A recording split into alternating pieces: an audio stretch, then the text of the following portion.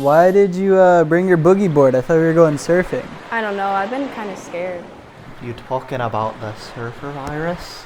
Yeah, I mean, if I catch it, I'll never be able to surf again. It's kind of scary. I don't know if I want to surf today. We don't have to surf if you don't want to. Another campfire story? I was thinking the same thing.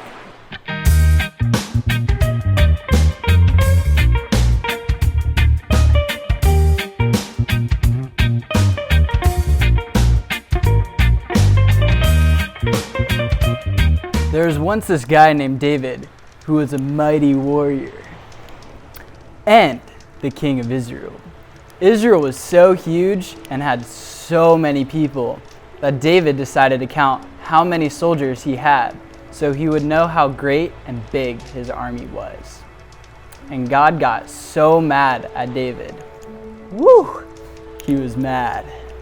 You see, David had just disobeyed God.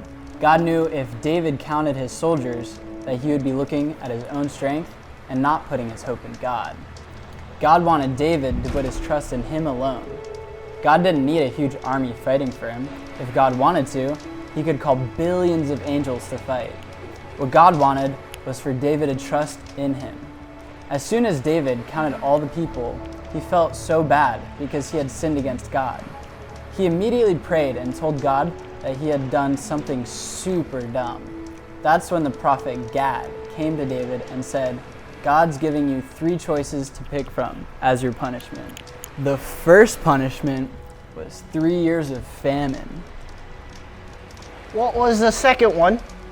The second one is you can run from your enemies while they chase you for 3 months.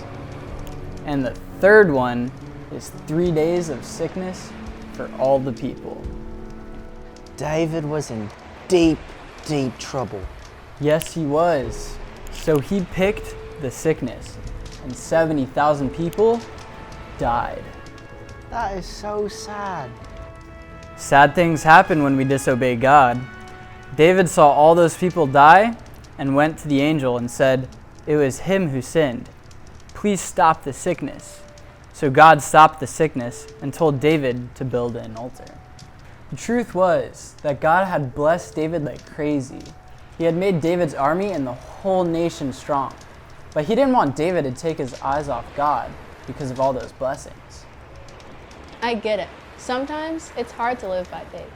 We're tempted to take our eyes off God and count up all the blessings that we have. Kind of like when Funky Fresh donated the Surfmobile to our surf ministry.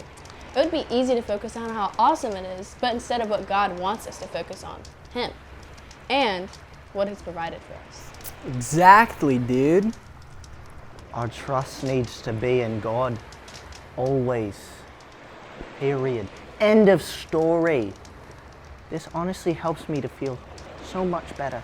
Since I've been so scared about the surfer virus, my trust needs to be in the Lord at all times.